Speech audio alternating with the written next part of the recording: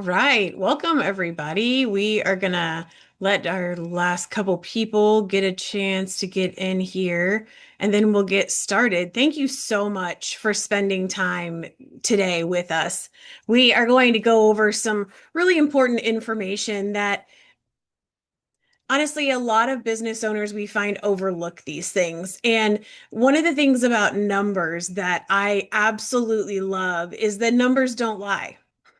One plus one is always going to equal two. And that in a business where so many things could be abstract is very concrete. And to me, that's very comforting to know that this is always going to be the answer, or I'm always going to be able to know where I am because I have these numbers. And so I'm really excited for you all to join me today and to see what it is that you can do to help know your numbers and to help your business make calculated decisions and not just on instinct or gut or any of those phrases that we use. Most business owners work extremely hard. I think we can all agree on that. But many business owners are running their business without the numbers that actually tell them what's happening. The bottom line is that hard work without data often leads to expensive mistakes. If you don't have data knowing how something is working or isn't working, then how are you going to know if you're wasting money or if it's time to make a change, change a vendor, change a location, any of those things? And so we want to make sure that your hard work really pays off and pays for itself, really. So, a little bit about me. I have 12 plus years of business leadership experience. I was one of the first people hired on here at Home Remodeler SEO. And so I've been around for a minute and I've had the pleasure of working with Bob over this time and helping so many businesses get from scraping by to success and really accomplish their dreams. And I absolutely love it. We have worked with remodeling companies nationwide. I currently am in charge of operations for our company. So I'm in charge of our workforce, of our vendors, of our third parties, our processes, all of those things. And that's really why when Bob and I talked about me doing this webinar, why I was so excited and so ready to share something numbers with you, something that would really help your operations. I am so passionate about helping people grow their business and succeeding. That is really why I get up every day, knowing that the work that I do can help someone accomplish their dream. And I really think that if we all woke up with that kind of viewpoint, the world would be a better place. And so I really, really am passionate about what we're going to talk about, and then passionate about how it can help you in your business. So, what do we do at Home Remodeler SEO? We provide powerful data-driven marketing systems and sales training to help builders, remodelers, specialty contractors, and home service companies grow their business and accomplish their dreams. That's really what we're about. That's what we want to do. That's how we want to help you. So, why does this matter? Like I said, many businesses operate on a gut feeling instead of data. So, we hear things like, I think our ads are working, sales feels slow, revenue seems okay. But these words, think, feel, and seems, these are signs that the numbers aren't being tracked. And so, what we need to understand is that a business can really only be successful when they look at their numbers. Your numbers tell the truth even when your assumptions don't. I don't know about you guys, but I have definitely found times in my life where I've made some kind of assumption or some kind of judgment and it's turned out to be wrong. And so when it comes to your business, you definitely want to make 100% sure that you are making decisions that are educated and not just guessing. So today we're going to cover the 7 numbers every owner should track. how these numbers can drive growth for you, and then how to easily track these numbers. And at the very end, we have a couple of free resources that I'll put in the chat that we've developed because we've tried them, we've used them, and we really feel like they help. So we're really excited to be able to offer those to you as well today. You don't need hundreds of metrics. You really don't. Some people will say, well, you have to have a metric for every single part. What you really need is you need the right metrics. The thing to remember is that clarity beats complexity. Something that is complex can sometimes be misleading. Whereas when you break it down to the very basics, the very facts, it's pretty simple. And when you lay it all out together, as long as it's the right information to get where you need to go, you will find that you will be more successful than if you pull together all of the information and all of the numbers at all of the time, because that just gets overwhelming. Many struggling businesses aren't failing because of effort. I guarantee you, every person here today works hard. You all work very hard at what you do. You started a business because you have a gift and you wanted to share that gift, that skill with others. Unfortunately, what we don't always get or what we don't always realize is when we start a business, we usually get bogged down with things other than what we originally started the business to be. And so you get things like marketing, you get things like accounting, you get things like sales. Those are not typically skills that you learn either in an apprenticeship, in a trade, in a college, in a high school. Those are just not skills that you just naturally seem to have a lot of time. Any person naturally seems to have. And so, no matter how hard you work, you may feel like you're not seeing growth.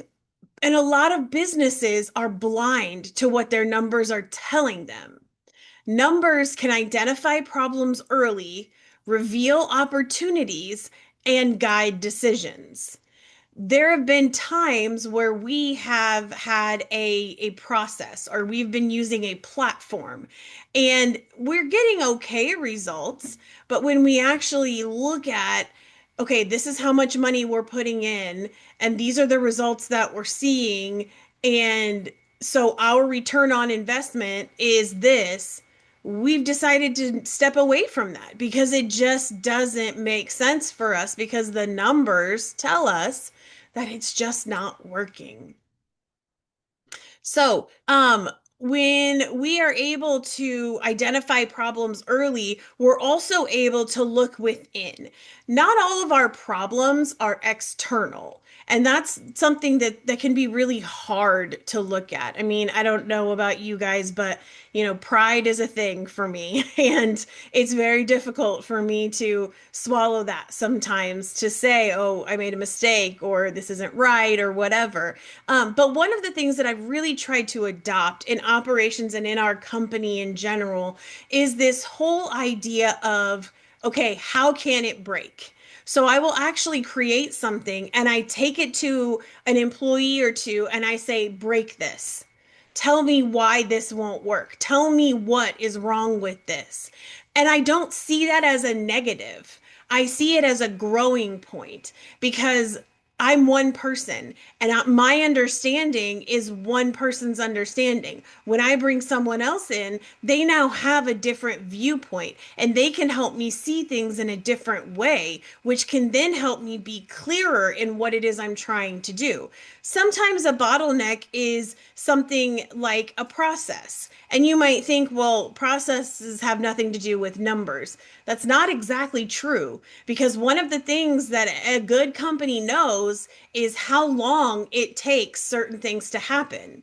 And then if you have an employee that's not accomplishing those things, we call them KPIs or key performance indicators, then you can say, hey, we have these numbers that you're supposed to meet every month and you're not. So we need to talk about why you're not and what we can do to help you. And that's the same way with your business.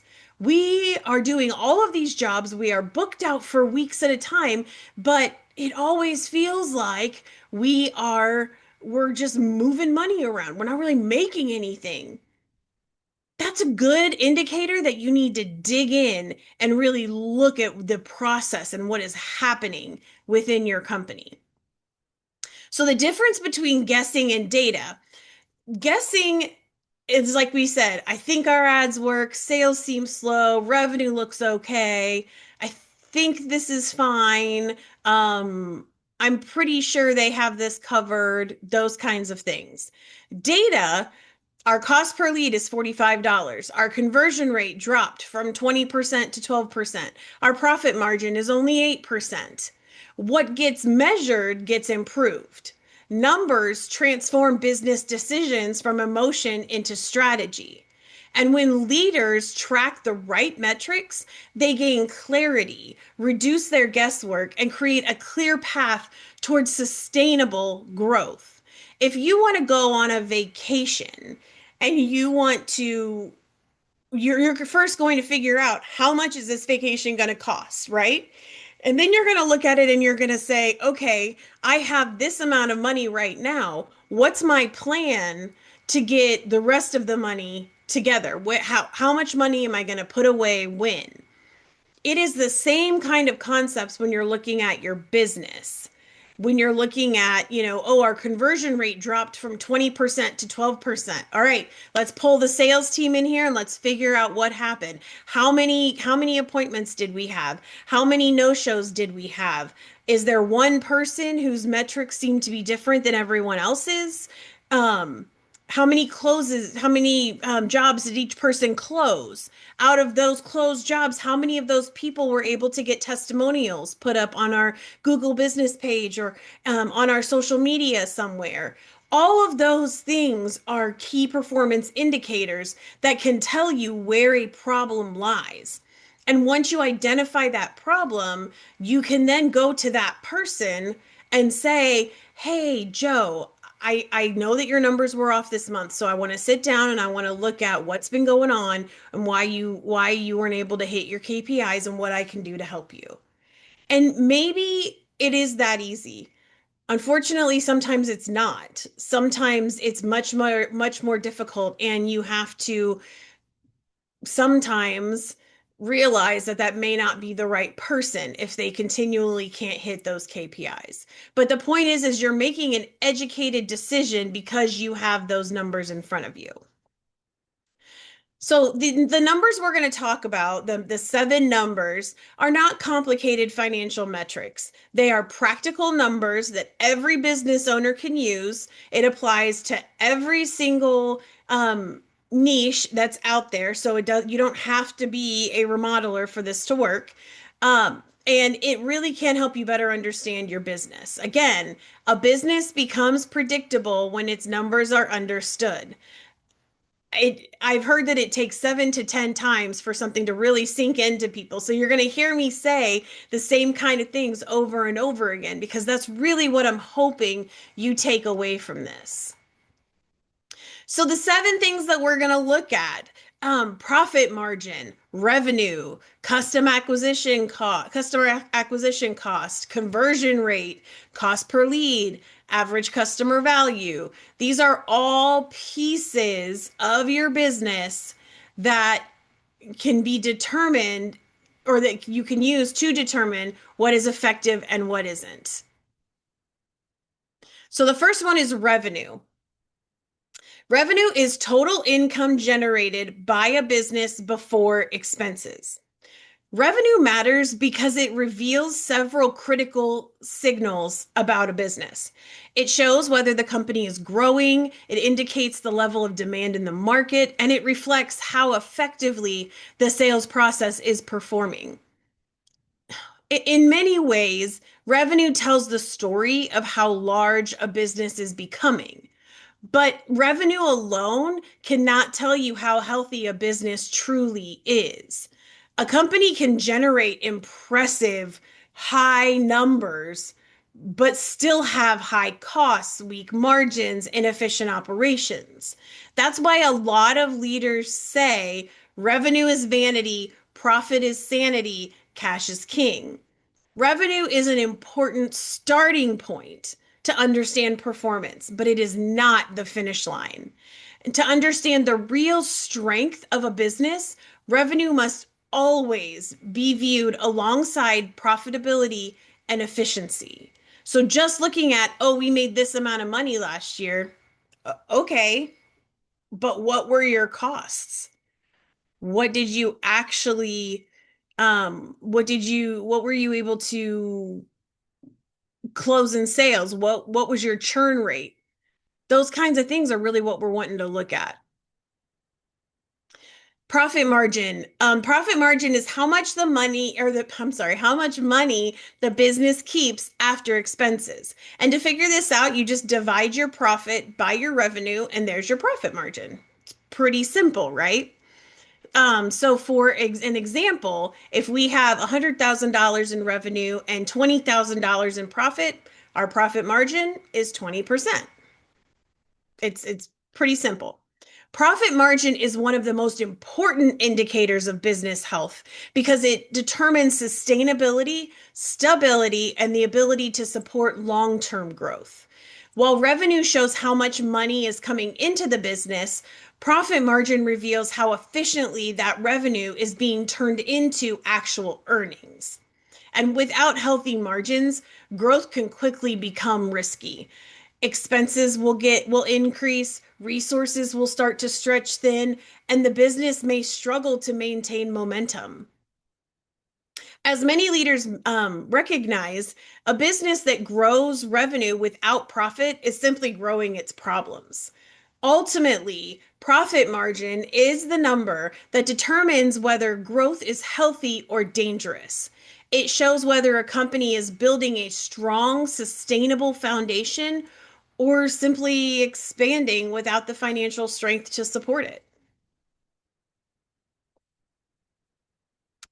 The next one is customer acquisition cost. Customer acquisition cost is simply the cost to acquire a new customer. So, how much do you spend to get a new customer? An example is if you're doing ads, let's say you're doing Google ads and you have a $2,000 ad spend, and that $2,000 gets you 10 customers. Your customer acquisition cost is $200. Now, where this can get tricky is this includes all of the resources invested in attracting and converting that customer. So you're looking at marketing campaigns, advertising spend, the time your sales team invests in closing deals, the tools and platforms used to support your marketing efforts. So really you can't just take that $2,000 and say this is the expense. It really is significantly more than that. And until you factor in the big picture, you really don't totally understand what it costs for you to get a client in your door. Understanding customer acquisition cost is absolutely critical because it reveals whether your marketing and sales strategies are actually working. If you don't know this number, you really can't truly evaluate the effectiveness of your marketing. You may be generating leads and even revenue, but without understanding the cost behind those results, it is impossible to know whether your growth is profitable. And really, in the end, customer acquisition cost tells you whether your marketing is efficient or expensive. It shows whether the resources you invest in acquiring customers are creating sustainable growth or quietly draining your margins. So your customer acquisition cost really behooves you to take the time to find out what is your current customer acquisition cost. Customer lifetime value. So, customer lifetime value is the total revenue a customer generates during their relationship with your business. So, let's say a customer spends $2,000 on their first project and then they do $1,500 in upgrades and then they hire you for $1,500 in future work. So their total lifetime value would be $5,000. One of the most important, this is one of the most important benchmarks for businesses. Um, You need to be looking at the relationship between your customer lifetime value and your customer acquisition cost. Strong, sustainable companies aim for a lifetime value that is at least 3 times greater than their customer acquisition cost. What this ratio does is it allows or ensures the value a customer brings to the business outweighs the cost required to acquire them. And this is where we have to understand that selling doesn't end when the person makes their phone call, when they sign the contract.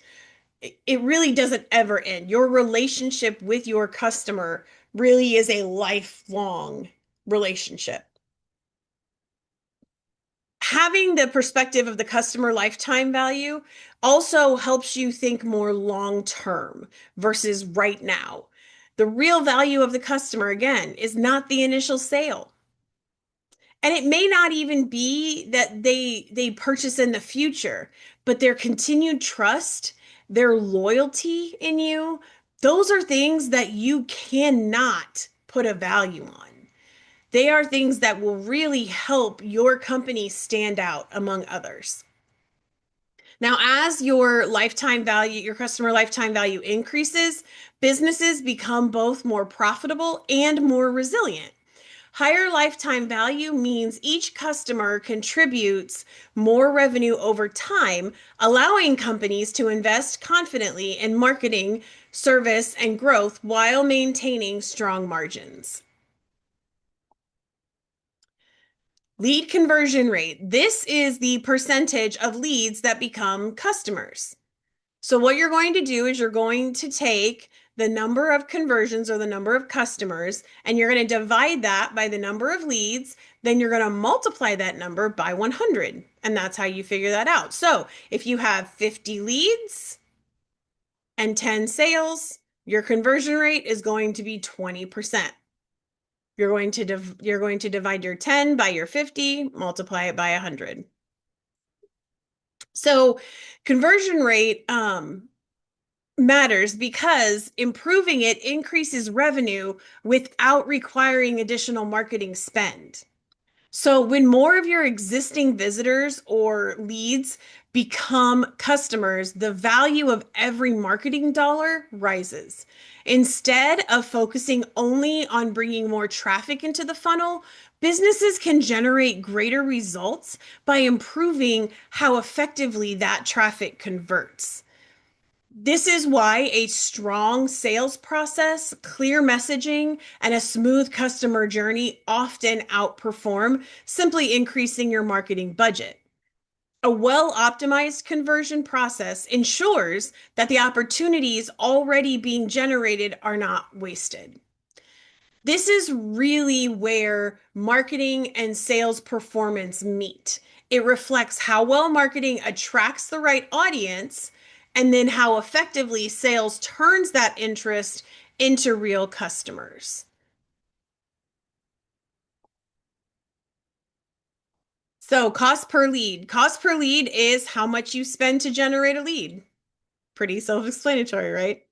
The way you figure this out is you take your marketing spend divided by your leads generated. So again, if you've got $1,000 ad spend and that gets you 40 leads, your cost per lead is $25. Now, this cost is definitely going to vary based on your niche, where you're located, the type of people that you're targeting, the platforms that you're using. There's lots of different pieces that can determine your cost per lead. So you're going to want to make sure that you're looking at every single lead source that you have and looking at each one of those separately. So if you're doing like print marketing. So maybe you're putting an ad into a newspaper on a billboard. That's one column. And then you're going to do ads. That's another column. And then you're going to do digital marketing. That's another column. And then you're going to do maybe you're going to attend events. There's another column. And that's really where you're figuring out this maybe you look at the events and you're like, yeah, that really doesn't, our cost per lead there is 4 times what it is with our digital marketing. So really it makes more sense for us to not do the events and maybe take that money and reallocate it into the digital marketing where we're seeing a much better result. That's just an example of how things can work, but something that I think can be helpful. Um, so cost per lead helps businesses clearly see which one of these channels are performing efficiently and which ones are consuming budget without delivering meaningful results. If you don't know what these numbers are, you really can't tell what's working and what's not. So when you get to a point where you're saying it feels like things have slowed down, okay, what does slowed down mean? Well, our phone isn't ringing as much. Okay. How many leads have you gotten in, or opportunities even have you gotten in the past month? Well, I don't know. What kind, where did you put your money into over the past month to get these opportunities? Oh, we mostly do referrals and we do some marketing stuff. That's someone who doesn't really know their business and they don't really know their numbers. And therefore, it's very, very difficult for them to make a good or an educated decision because they don't have any data. They don't have anything concrete. I mean, that's literally like saying, I'm going to get in my car and drive, but I really have no idea where I'm going. I'll figure it out along the way. It's the same kind of thing. So average customer value is the average revenue generated per customer. To figure this out, we're going to take our revenue and divide it by our customers. So we're going to take all of our revenue from our 50 customers, and that's going to equal, let's say, $100,000. And we're going to divide that 100,000 by 50, and our average customer value is $2,000. Now, again, this is an average. There's highs, there's lows, and then there's everybody in between. But when you know your average customer value, you really have more numbers to work with because increasing customer value is often easier than finding more customers. Businesses frequently focus their energy on getting new leads, but significant growth can come from strengthening relationships with the customers that you already have. And when companies improve retention, encourage repeat purchases, or expand the services that they offer clients, each customer becomes more valuable over time. As customer value grows, revenue can increase dramatically without requiring additional marketing spend. By focusing on a deeper relationship and long term engagement, businesses can unlock growth that is both more efficient and more sustainable. And every time you have a customer that is repeat or that you keep, you are increasing that reputation, that loyalty, that trust. And then they are more likely to encourage others to use you as well, or to refer people to you. So the power of these numbers is how they work together. We have a 1% rule at our company, and our 1% rule is we want to get 1% better every day. Because if we get 1% better every day, then by the end of the year, we are significantly better than we were when we started. And so that's the same kind of philosophy you can use in your business, but consistency is the key. So let's see how these numbers work when they work together. Small improvements across several metrics produce exponential results. So your original metrics, let's look at those. So your conversion rate would be 20%, cost per lead is $50, customer value $2,000. Your improved metrics, your conversion rate would go to 30%, your cost per lead would go down by $10, and your customer value would go up. So, revenue at this point, once we're tracking our numbers and we know what they are, we can see how to increase our revenue without necessarily increasing our spending. Growth very rarely comes from one dramatic change. Instead, it's usually the result of many small improvements made consistently over time. When businesses refine their processes, improve efficiency, and make incremental gains across different areas, the effects build on one another. This is the power of optimization. It compounds. Small improvements across multiple metrics can create significant momentum, turning modest gains into massive long-term growth. So many business owners believe that they need some kind of complicated software to track their numbers. I'm going to let you in on a little secret. You don't. You can use something like Google Sheets. You can use something like a CRM. You can use something like your accounting reports or your marketing analytics. Tracking these numbers does not require complex systems. Simple tools can give you the visibility. If you take these seven that we just gave you and you put them into a Google Sheet or an Excel document, and you start to track those on a weekly or a monthly basis, within a month or two, you are going to gain significant insight into your business and maybe even find some places that you can save money or find out that, wow, things are better or worse than what we thought they were.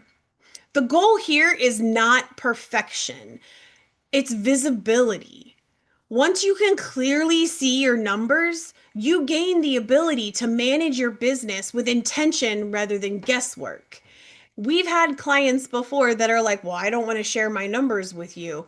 And that's a little concerning to us because that's how we run our business is by numbers. We are constantly looking at our numbers. And if something is costing us too much, we're changing how we're doing it. We're switching things up. We're moving something around because we want to make sure that what we're doing is working. And when we're working with our clients, knowing, okay, we know we sent you 30 opportunities. How many of those opportunities turned into jobs? If you're not tracking that on your side and you can't tell us, that can be very difficult for us to know if what we're doing is working for you. We have our techniques, we have what we do, and what we do works. We've got lists of clients that can tell you that. But a big piece of it depends on sharing numbers. So it can be a little disconcerting. It can make you feel a little exposed at first when you're sharing your numbers. But I promise you that by getting your numbers out there, even if they're not good, or even if it upsets you or frustrates you, you're going to get better. You're going to be better because you're going to be able to make better decisions and make decisions with confidence and be able to see how those decisions work. Because now that you've got your numbers, when you make a decision, you make sure that you record the numbers for whatever the decision is. And then over time, you start tracking that. And that's how you know whether or not what you're doing is working.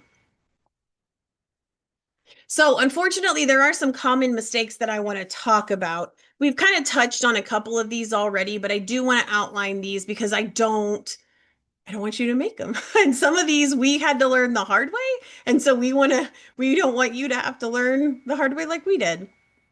One of them is tracking too many metrics. Again, while it may seem helpful to monitor everything, too many numbers creates confusion rather than insight.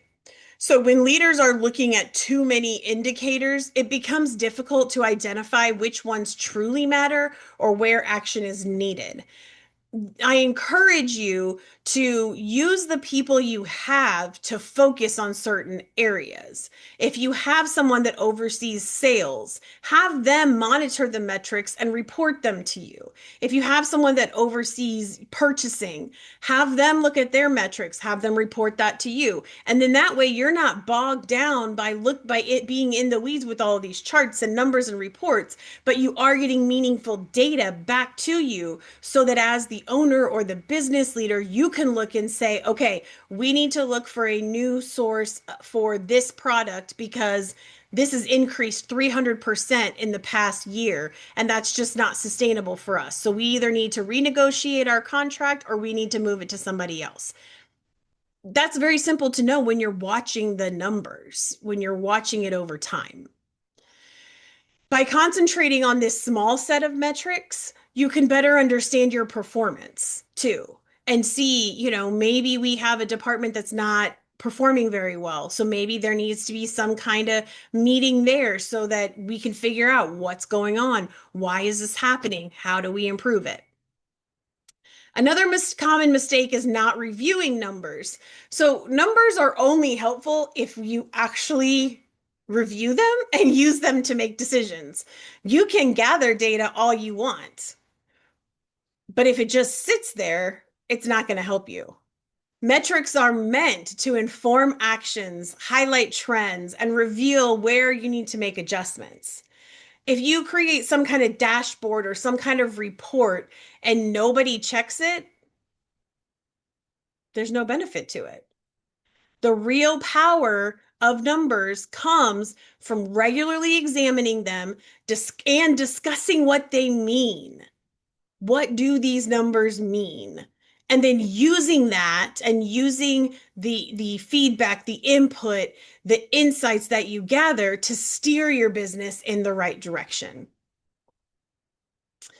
Marketing is an investment. And if you're not looking at examining, analyzing your marketing return on investment, you're missing out.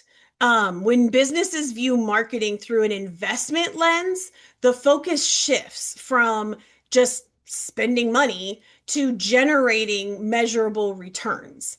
So each campaign, each platform, each strategy should contribute to attracting qualified opportunities, building relationships, and driving revenue. Every marketing dollar should have a clear job. It should serve a purpose and produce a result, but it also needs to be evaluated based on the value it creates for the business. When marketing is managed this way, companies can allocate resources more intelligently and consistently, improve results over time. Another is focusing only on revenue.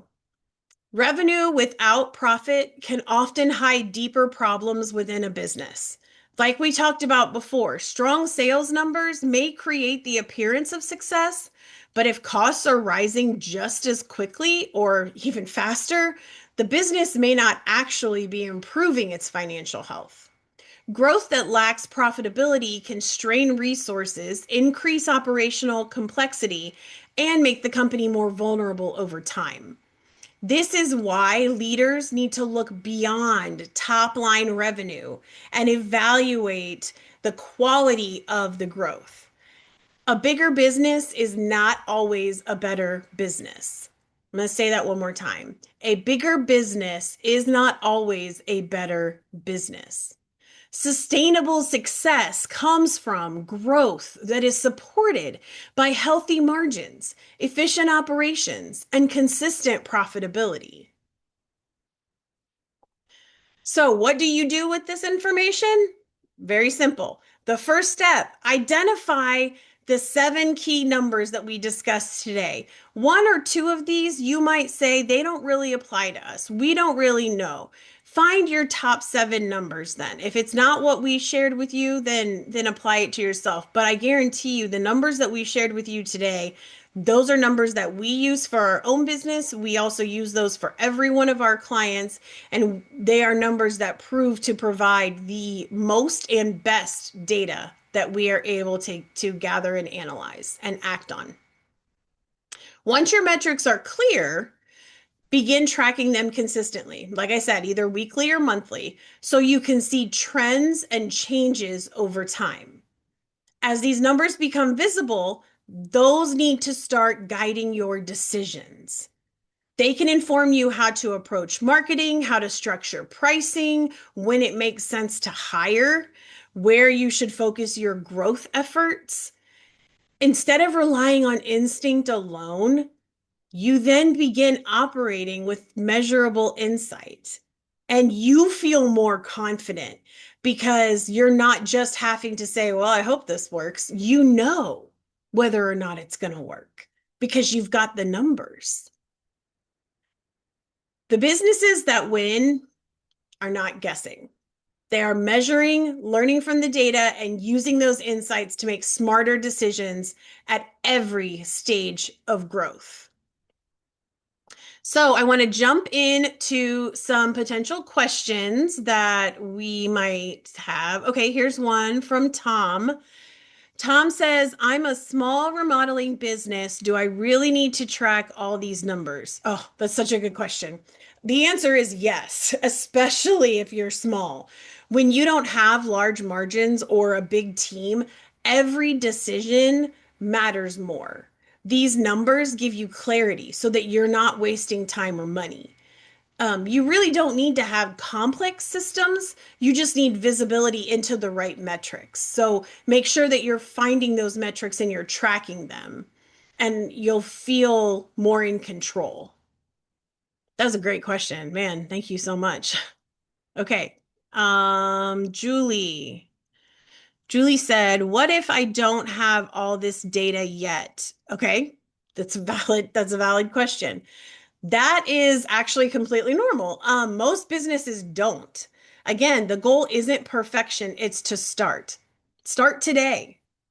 Start figuring out where to get the numbers, how to get the numbers, what resources you have or you need to get the numbers. And within a few weeks, you'll already start seeing patterns and insights that you can act upon. It's not something that takes a year, 2 years. I mean, you can start and be able to see pretty quickly.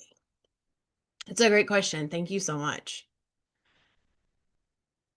Okay, how do I increase? Oh, I'm sorry. This is from Joan.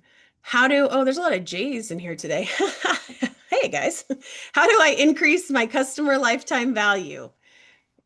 That is a great question. And the best way to do that is focus on relationships. Offer additional services. Make sure that the client is or the customer is educated on all of the services that you can offer. Follow up after projects. One of the things I remember, I took my kids to Disney a handful of years ago, and after I got back, I think it was like a week after we got back, and then a few months after had been here, and then a year after we went, we got cards. And yes, they were signed like Donald Duck or Mickey Mouse or whatever, but it made me go back there. It made me feel that warm fuzzy. And that's really what we want our customers to feel. We want them to be able to say, "Oh, yeah, I loved working with them. Let me call them again."